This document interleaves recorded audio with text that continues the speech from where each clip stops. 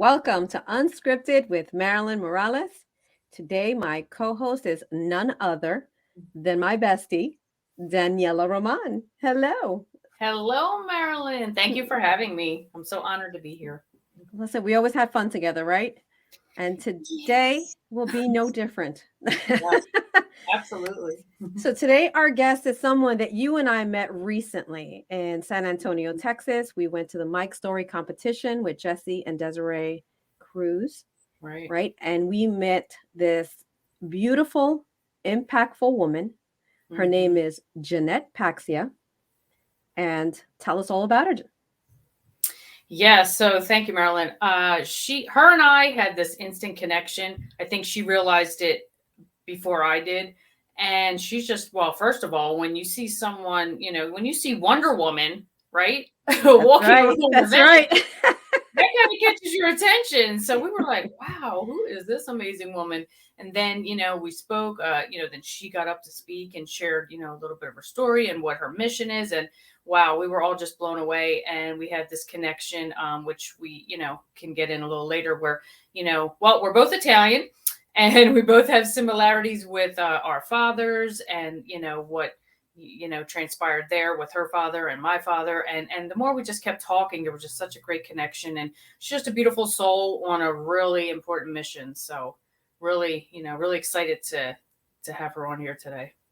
Yeah, I was so excited. I was like a little girl when I saw her walk in mm, looking like Wonder Woman. I was like, whoa. Now you mm, know this is going to be different. right, yeah, I mean, how many times do you see that? I don't think I ever did.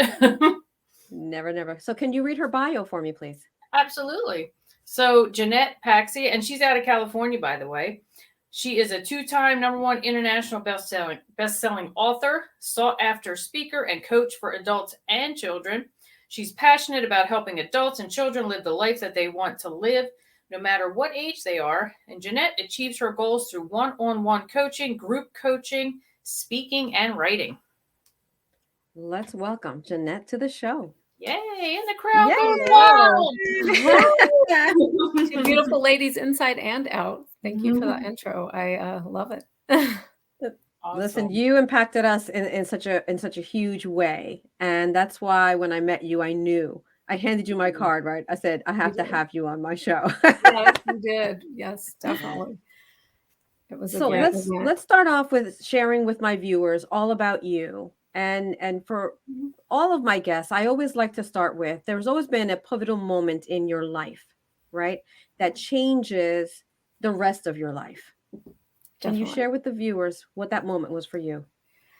Sure. I remember it like it was yesterday. And it is a story that's based in the book Women Who Rise, one of the international best-selling author books, a compilation book I was in. And it, Yes, it um, is. when we lose people that we love, it's a really, really hard on us. And I remember standing in the church when for my mom's funeral, and I was looking down because I had cried so much, and I didn't think I had any more tears left.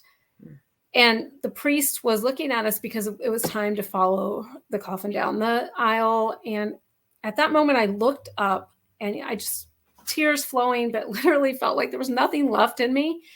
And I looked around, I have chills. I looked around the church and there was standing room only. She had so many people at the funeral that there was no place to sit. We had lines of people afterwards talking to us. And that moment, it hit me. It hit me that my mom wouldn't want me to sit there and be depressed and be sad about her leaving and moving on, but she would want me to carry on her mission. And that was to help people. That's why there were so many people there, but she was very quiet about it. She's not like me. I'm loud Italian. So I'm half Italian, half Portuguese. And she was Portuguese. She was very quiet, but she helped so many people that, if they're standing room only at this big church, that there was a lot of people impacted. And it was that moment I realized that I want to continue her mission. So I took that defining moment in my life and I made it into something positive. Not that I wasn't sad. I was very sad, unexpected. Right. She was younger than, she was 66. We didn't know she was sick. So it was a really hard time on me, but I really wanted to make sure that her legacy lived on in me. So that's one of the most defining moments of my life. Everything changed after that for me. Wow. That's beautiful. And I can 100% relate, as I know Daniela as well, is when you lose a parent, right? You lose so much of yourself and you don't realize it until they're gone, how much of yourself is actually intertwined with them. And sometimes as the Completely. child, you have to lose them in order to find yourself. Completely. And I think when you lose them, it allows you to remember what they taught you, and it allows you to carry on their legacy. I think that's important. And what they instilled in you. They all through life, sometimes I'll say things and I was like, that's for my mom, or that's for my dad. And it's been 13 years, but still every day I miss her. Every day I think about her. Sometimes, I'll hear a sound or smell a smell and I'll know that she's there. But I still continue to move forward, even though I'm sad. It's okay to be sad. It's okay to be upset when you lose somebody. But what can you do with that sorrow? Can you impact other people, or are you going to bury yourself in it? That's right. That's one of the messages that I know that I share all the time when it comes to my daughter. And then my mother just magnified that because she had always felt that I should be sharing my daughter's legacy forward. Everything with her. She was always saying, well, you got to talk about this. And I didn't do it until after I lost her. Now, Daniela, I know that you resound with this too.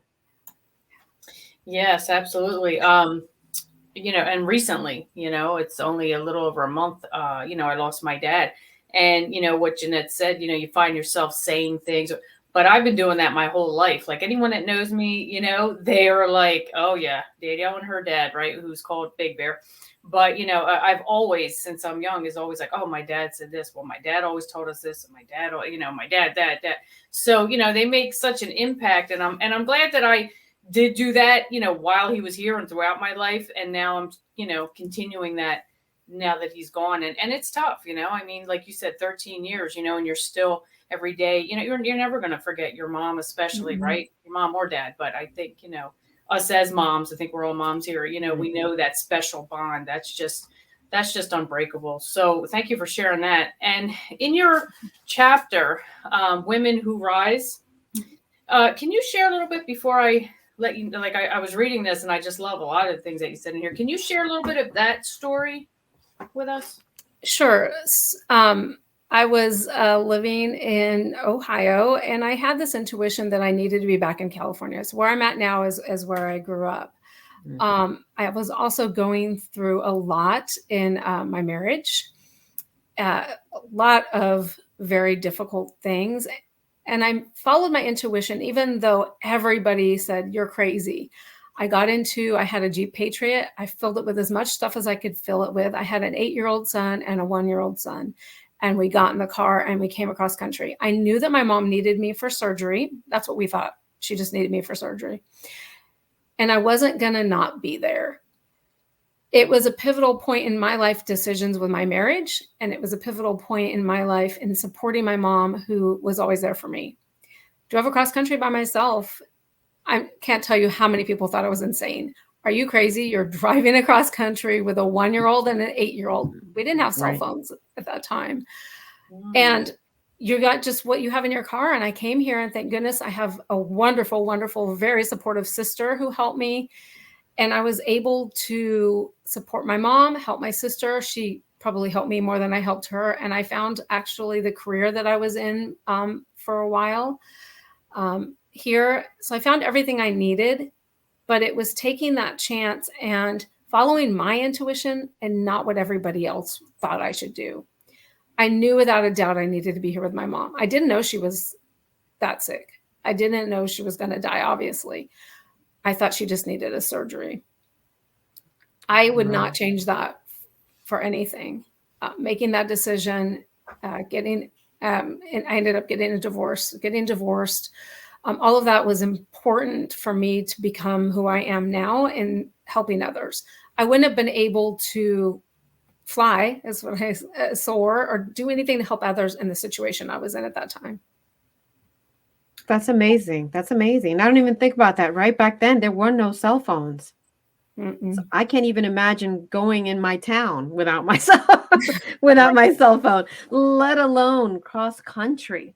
That's amazing. Wow. It was an experience. My older son remembers, my younger one. Obviously, my 1-year-old does not. Luckily, my mom was able to see him turn 1 and do his birthday party. She held his first birthday party. That's the only time that she passed right after that. But she was able to see him and spend some time with both my sons too. So that was good. Yeah. Wow. So Jeannette, something resonated with me. I didn't really realize when we met a few weeks ago, we have similar stories. So, well, first of all, am I correct to say that now your relationship with your ex-husband, there was some, abusive issues there? Definitely. Yes. Yes. Yeah. I suffered, domestic abuse for many, many, many years. He's an alcoholic and I just never knew who would come home for the day. If he would come home, who would come home? And one of the things that I don't ever think you should judge other people. And you often hear people say, well, why didn't you leave? Well, I grew up Catholic. I grew up thinking that I needed, no matter what, to stay in my marriage and try. And I kept trying and I kept trying. And when I decided that it wasn't okay was when my children were in danger. That's when I made the move to change. But you never know what someone's situation is. So you can't just say to somebody, just leave. Why don't you just leave? What's wrong with you? You don't know what's going on in their situation. So it took me a long time. I left several times, came back several times. I was promised that things were going to change and they didn't. So we ended up getting divorced. It would have been our 20th anniversary, the time that actually when it went through the divorce. And I think what happened was we were together when we got married, and then we went on 2 different roads and we went separate ways and we grew apart a lot. And he kind of stayed young and I grew up and had responsibilities and became, I was the mother of what I thought was 3 boys. Actually, it felt like the responsible one. And he stayed in like that 17, 18-year-old mindset.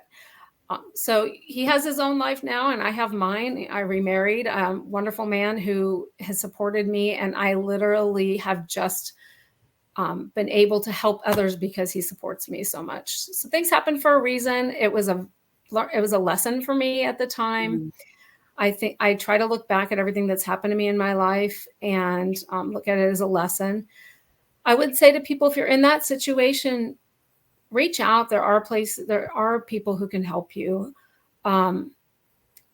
If you can leave. It's better than being in a situation that's not good. It's more volatile for your children to hear that and be around that than be divorced.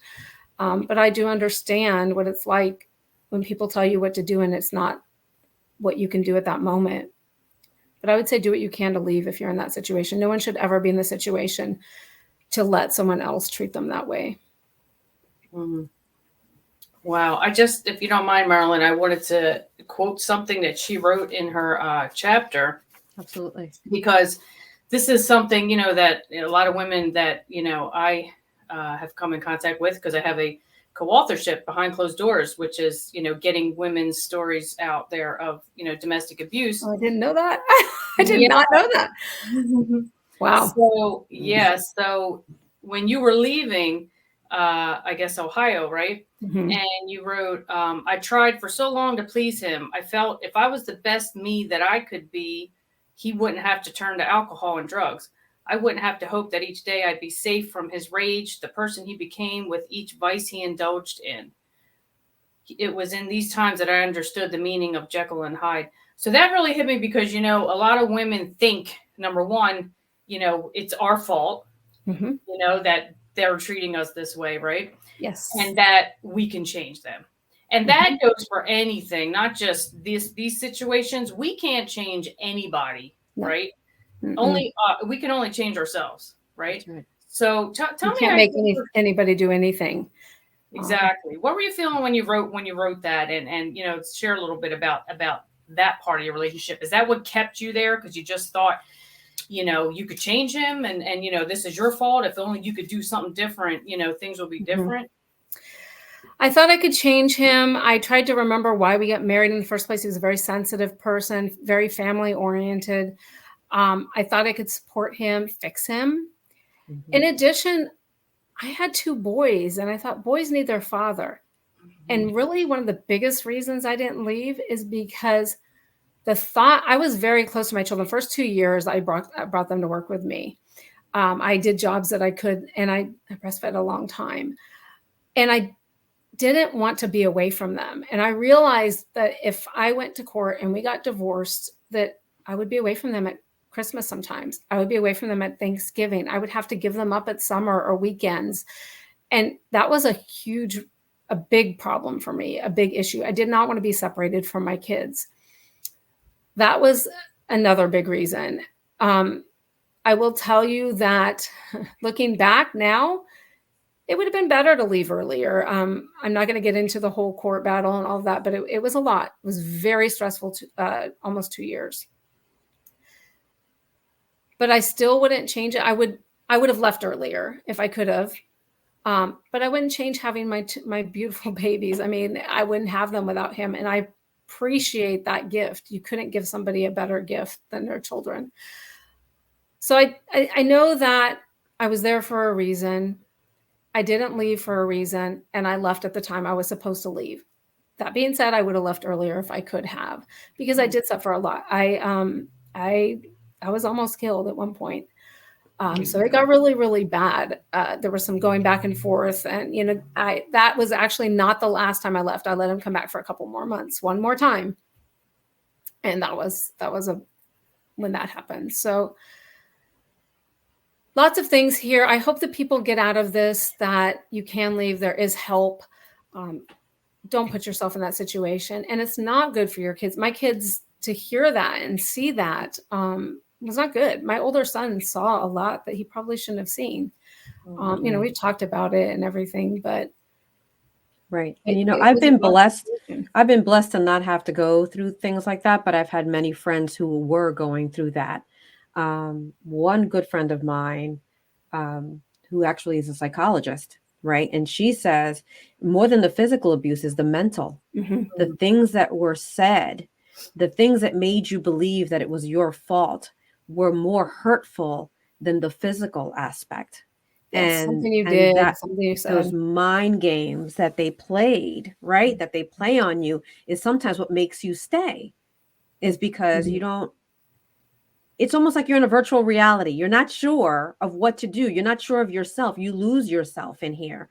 And that's one of the bigger reasons. So it has nothing to do with how intelligent or how successful or how anything you are when you're in one of these kind of relationships. It is more, losing faith in yourself that causes you to stay until you make that. I'm always a fixer, and I was always tried to take care of people, and he would always be sorry. He would always cry. He would always say he wouldn't do it again.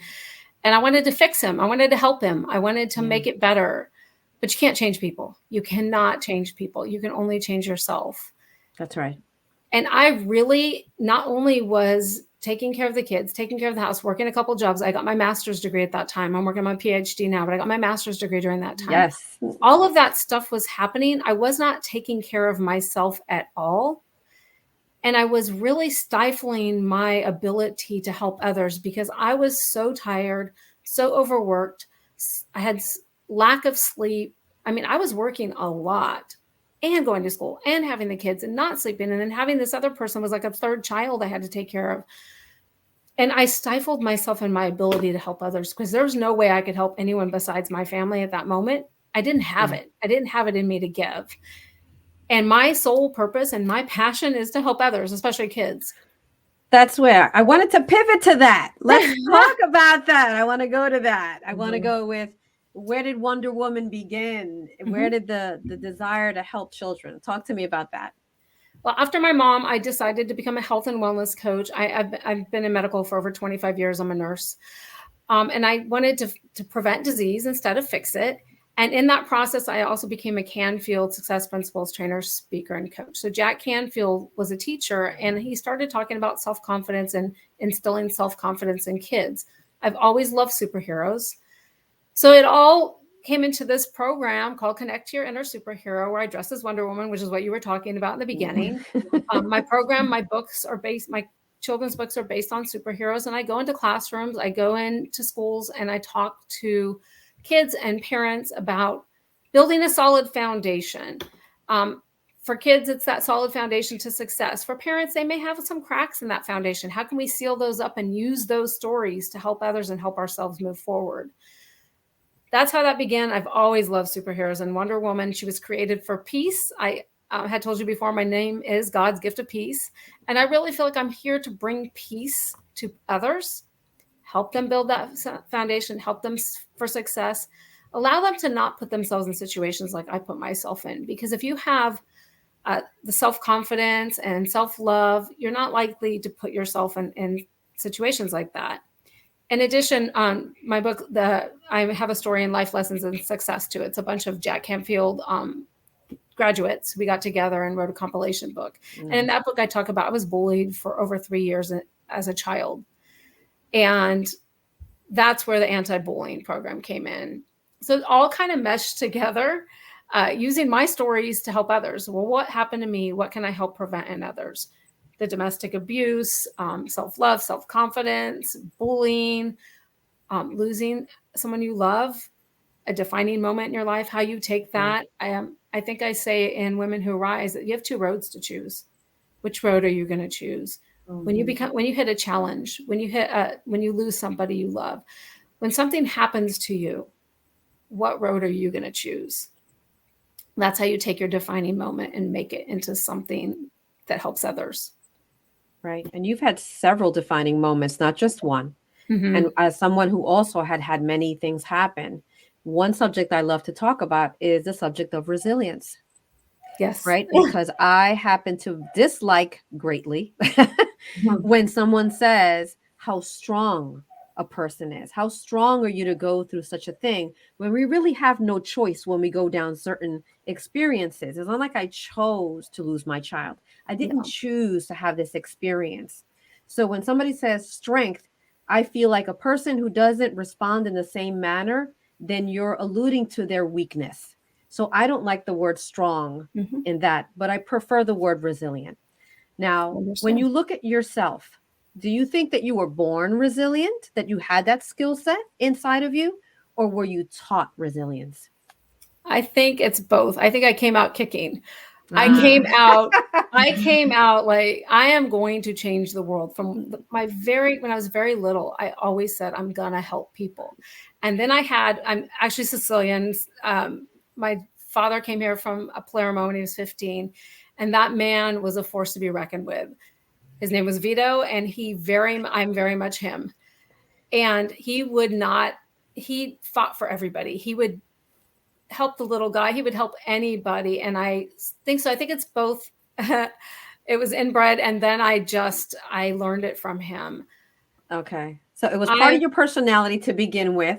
Yes, I have a very large personality. Honed that skill. Yes, you do. You do light up a room, girlfriend. I'm not quiet. And I know you remind me of somebody I know. Who's that? I think when you align too with your soul purpose and your passion, it's hard to be quiet, because when you take that, you're happier, whether it's you do it full time or just part time, and then you take that and you serve others, that magnifies it. And my purpose is to take those defining moments, be resilient, take it, learn from it, and then what can I do to help others avoid it? Or what can I do to help others become stronger? When I work with health coaching, I've helped several people shed over 100 pounds, and including myself. I shed 85 pounds after my mom died. Ooh.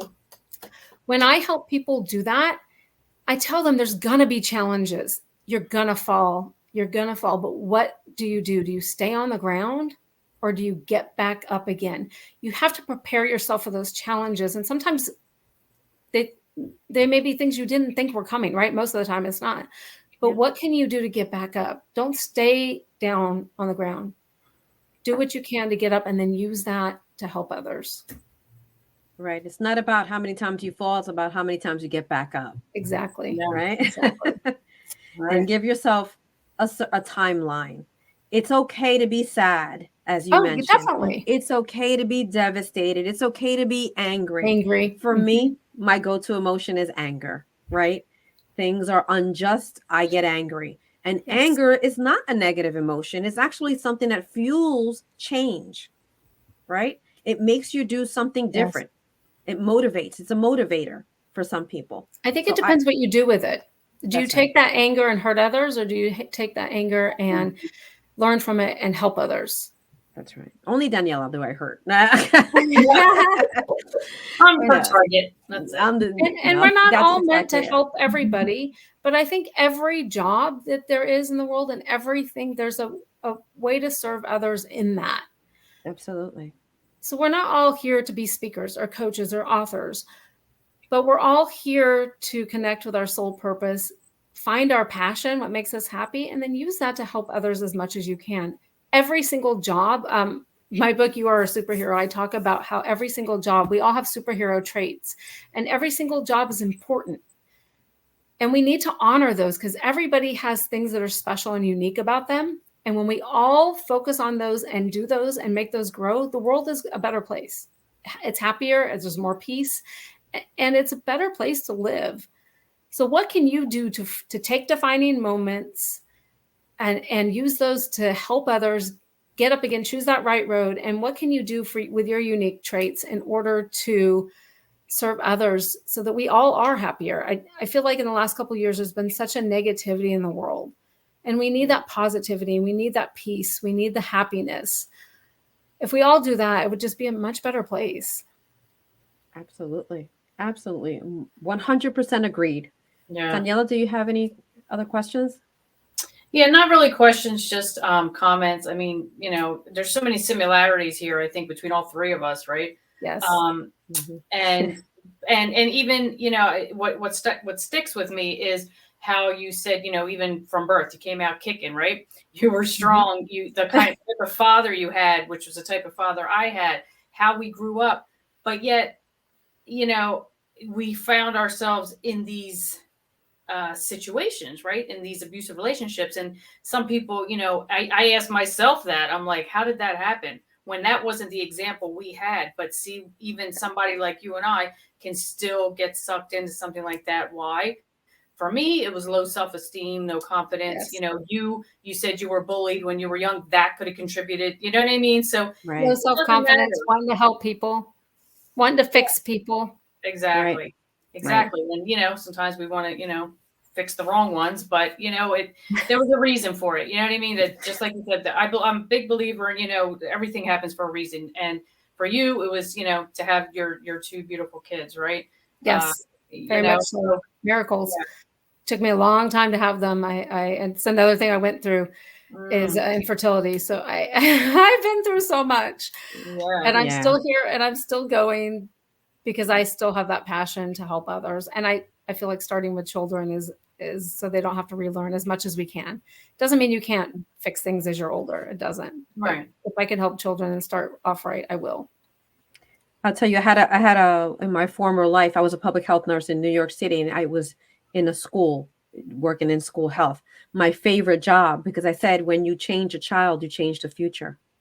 So when I was teaching them, when I was teaching them, I knew that I was teaching not just them, future generations, because whatever I instilled in them, they were going to teach their children. So and their parents and their grandparents. They go home and they teach them. I learned this today. On Friday, I went into a preschool and was able to work with some children, and the way they looked at me, and I love doing that. That's, my favorite thing is going in there dressed as Wonder Woman, and the way they looked at me and what they learned and what they repeated, and their parents were there listening too. They do. The parents hear them, and you would be amazed at what a child can teach you. Absolutely. 100% agreed. So tell me, Jeannette, if somebody wants to work with you, how do they get a hold of you? You can find me at innersuperhero.me. That's the easiest one to remember. That's the easiest way, and that's scrolling on the bottom as well is your website. That's my speaker page. Your speaker page. So tell us, the question that I ask all of my guests is, how do you define success? I think you're going to probably figure it out by what I've said so far, but it's finding what you're passionate in, what makes you happy, and using that to serve others. Always in service, but find what makes you happy. Life, the quote I came up with after my mom passed was, life is too short to live unhappily. Oh, So True. yes. Yes, that was beautiful. Thank you so much. Thank you for coming on to the show. Thank you, Thank Daniela, you. for co-hosting. Thank you. Thank I you, love spending Jeannette. time with you beautiful ladies. I am so glad we met. It was meant to be. Definitely meant to be. I think Absolutely. we'll do a lot together. Absolutely. So stay tuned. You're going to see us again. And for my viewers, I will Superheroes. see you Thank next you. time. Bye-bye. Bye-bye. Hi, everybody. My name is Gabrielle Morales, and I am a recruitment coordinator for Be The Match. My journey with Be The Match actually began when I was only 9 years old. At that point, my 7-month-old baby sister was diagnosed with an extremely rare form of leukemia.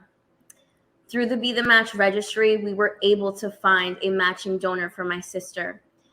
And although a few months later, we lost her, her cancer was cured. Our family is so thankful for the additional months that we had with my sister. And ever since then, I've made a promise to myself to dedicate my life to helping children just like Isabella and helping families like ours by continuing her legacy. Hence why I now work for Be The Match.